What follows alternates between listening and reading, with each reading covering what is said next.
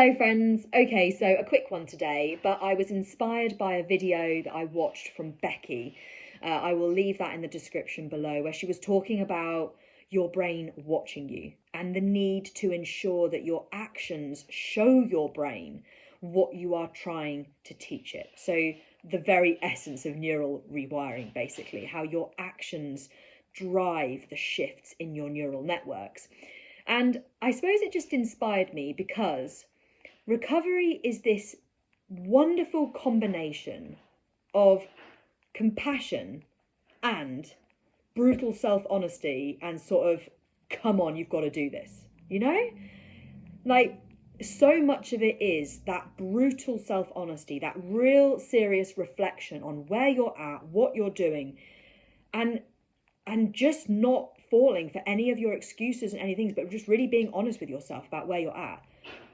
And it's also about having compassion for who you are, for where you've been, for what you've been through, and for all of the things that you're experiencing through that recovery process. And I was just thinking, it's just this wonderful combination of those two things. There's so much in recovery where there's a real need to practice compassion. Compassion towards yourself, compassion towards your healing body, compassion towards the struggles that you may be facing and the symptoms that you may be facing in recovery, which are not pleasant. So much about recovery is acceptance, not like or love. It's about acceptance. And with that has to come compassion. Compassion to feel the struggle and to just keep on being there. You know, to know that it's hard, but to just still be with yourself and to still turn up each day, even though it's hard, and to know that you're trying your best. Self-compassion on the days where it doesn't go to plan and you slip up and you meet setbacks and you realise and you think, oh, and there's that anger, but you come with self-compassion. You come with, right, come on, let's group up, let's regather, let's go again, let's try again. There's such a huge need for self-compassion in recovery, and often it is one of the first things to go when you have an eating disorder, because eating disorders are very much bullies, and that self-conversation when you have an eating disorder very much turns into self-bullying, self-destruction, just negative, really harsh, negative self-conversation. And so there's a real need to practice and implement compassion to yourself.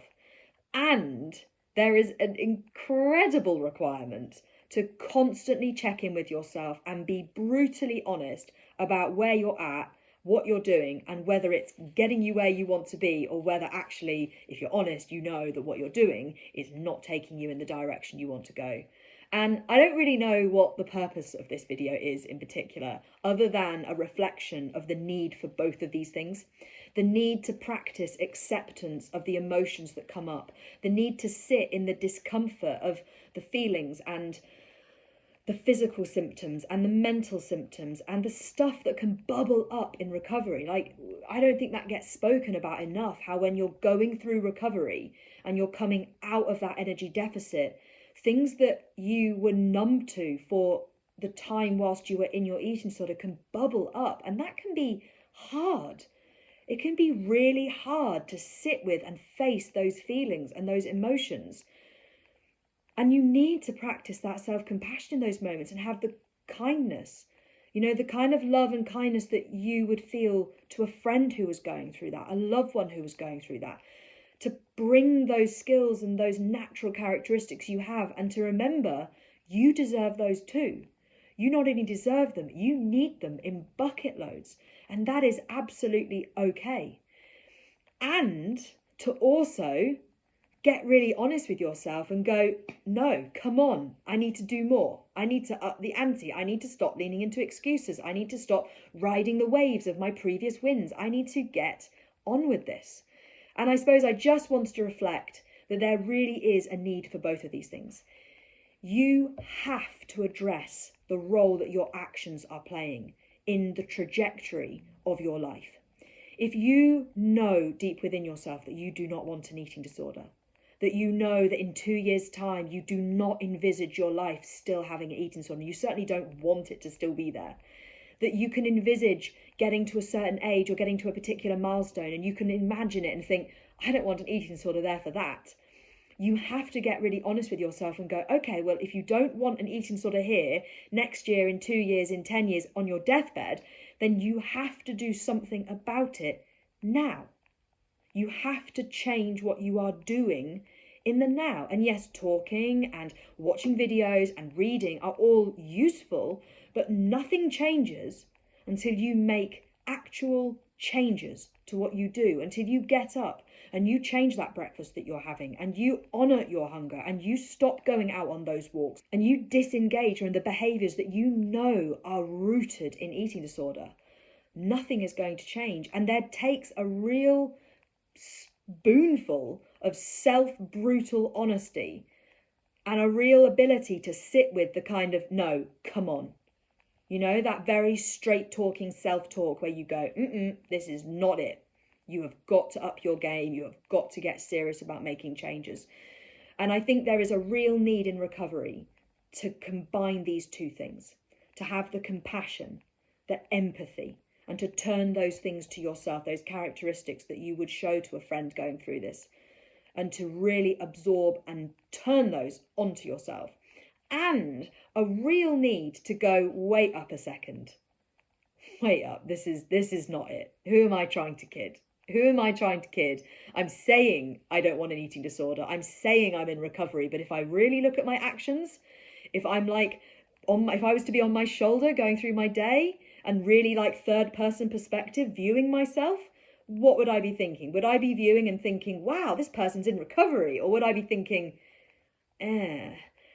there's a lot of disorder. There's a disorder there, restriction there, compensation there, disorder. You know, what would little you on your shoulder, third person perspective you be thinking? And you have to have that brutal honesty. You have to. So it's been a bit of a garbled message, and I don't really know what the point is, but I suppose I wanted to take that video, which I will leave below because it is amazing. Becky talks so eloquently about the need to really attack to really attack your neural rewiring and to almost view it as your brain as this audience, because it's right, your brain is watching.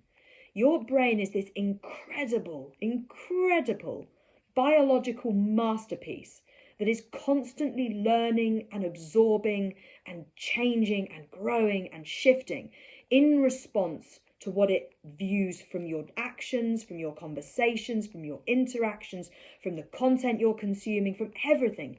It is just watching and learning. And there's no doubt about it. You know, the stuff that you're reading, watching, viewing, the self-conversations, they have a big role in building your neural network and your sense of identity. But far more important to both of those is your actions. Your actions are what drive your neural networks developing. And therefore your change in action is what drives the change in that neural network. And so absolutely the concepts of fake it till you make it, and if you want to have no eating disorder, you have to act like you have no eating disorder. Those are so true because your actions have immense power.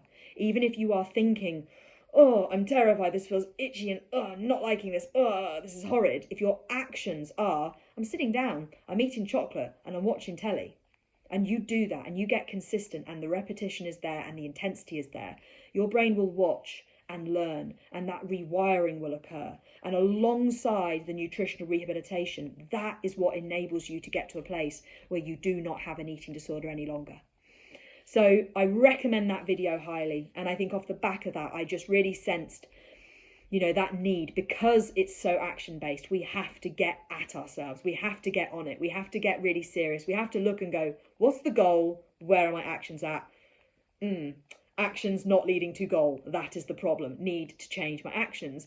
And we have to have that kindness and that self-compassion in order to nurture ourselves and nourish ourselves into that. And in order to sit with the uncomfortable stuff that comes up, whether that is reliving past experiences that have been numbed or distracted from through the eating disorder, or whether that is just the discomfort of healing, because there are lots of things about the healing process that aren't comfortable, whether that's GI symptoms, whether it's edema, like whether there's so many different physical symptoms of recovery that are not very comfortable and are not very pleasant. and so much need for acceptance. So anyway, that's what I wanted to share with you today. I've realised it's kind of gone a bit dark as I've been speaking, but I hope it's going to come out okay. And from myself and Nora, I wish you all a very lovely day wherever you are, and I look forward to speaking with you all very soon. And please take away from this that in order to press forwards, you need to be practicing self-compassion. Be kind to yourself. Be kind to yourself. And be brutally honest. Get at it. Get honest about where you need to change things up and implement the change. Take care, everyone.